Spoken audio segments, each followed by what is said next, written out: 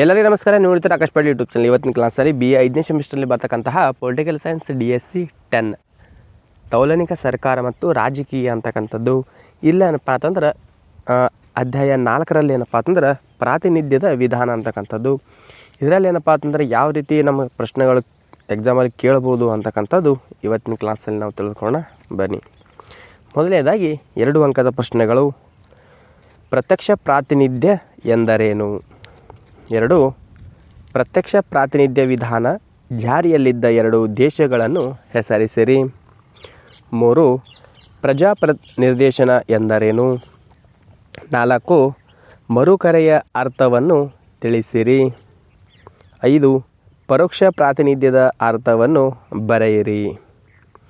ಇನ್ನು 6ನೇ ಪ್ರಶ್ನೆ, ಪರೋಕ್ಷ ಪ್ರಾತಿನಿಧ್ಯದ 3 ದೋಷಗಳನ್ನು ತಿಳಿಸಿರಿ. 7. ಪ್ರಮಾಣಾನುಗುಣ ಪ್ರಾತಿನಿಧ್ಯ ಎಂದರೇನು?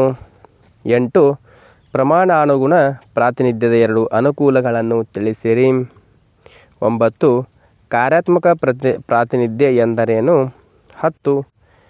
ಕಾರ್ಯಾತ್ಮಕ ವಿಧಾನದ 2 ಅನುಕೂಲಗಳನ್ನು ತಿಳಿಸಿರಿ ಅಂತಕ್ಕಂಥ ಈ ಒಂದು 10 ಪ್ರಶ್ನೆಗಳೇನಪ್ಪ ಅಂತಂದ್ರೆ 2 ಅಂಕದ ಪ್ರಶ್ನೆಗಳಾಗಿರ್ತವೆ. ಇನ್ನು 5 ಅಂಕದ ಪ್ರಶ್ನೆಗಳು ನೋಡೋದಾದ್ರೆ, ಪ್ರತ್ಯಕ್ಷ ಪ್ರಾತಿನಿಧ್ಯ ಎಂದರೇನು? ಅದರ ಗುಣಾವಗುಣಗಳನ್ನು ಬರೆಯಿರಿ. 2. ಪರೋಕ್ಷ ಪ್ರಾತಿನಿಧ್ಯದ ಗುಣಾವಗುಣಗಳನ್ನು ಬರೆಯಿರಿ. 3. ಪ್ರಮಾಣಾನುಗುಣ ಪ್ರಾತಿನಿಧ್ಯ ಕುರಿತು ಒಂದು ಟಿಪ್ಪಣಿಯನ್ನು ಬರೆಯಿರಿ. 4. ಕಾರ್ಯಾತ್ಮಕ ಪ್ರಾತಿನಿಧ್ಯ ಕುರಿತು ಒಂದು ಟಿಪ್ಪಣಿಯನ್ನು ಬರೆಯಿರಿ ಅಂತಕ್ಕಂಥ 5 ಅಂಕದ ಪ್ರಶ್ನೆಗಳು. ಇನ್ನು 10 ಅಂಕದ ಪ್ರಶ್ನೆಗಳು ಯಾವ ರೀತಿ ಇರ್ತಾವೆ ಅಂತ ನೋಡೋದಾದ್ರೆ, ಪ್ರತ್ಯಕ್ಷ ಮತ್ತು ಪರೋಕ್ಷ ಪ್ರಾತಿನಿಧ್ಯ ವಿಧಾನಗಳ ನಡುವಿನ ವ್ಯತ್ಯಾಸಗಳನ್ನು ಬರೆಯಿರಿ. 2. ವಿವಿಧ ರಾಜಕೀಯ ಪ್ರಾತಿನಿಧ್ಯ ವಿಧಾನಗಳನ್ನು ವಿವರಿಸಿರಿ ಅಂತಕ್ಕಂಥ ಈ ಒಂದು 10 ಅಂಕದ ಪ್ರಶ್ನೆಗಳಿರ್ತವೆ.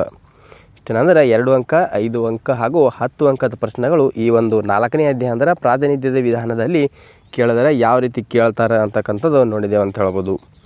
ಇಷ್ಟೇನಂದ್ರೆ ಇವತ್ತಿನ ಕ್ಲಾಸಲ್ಲಿರುವಂತಹ ಮಾಹಿತಿ.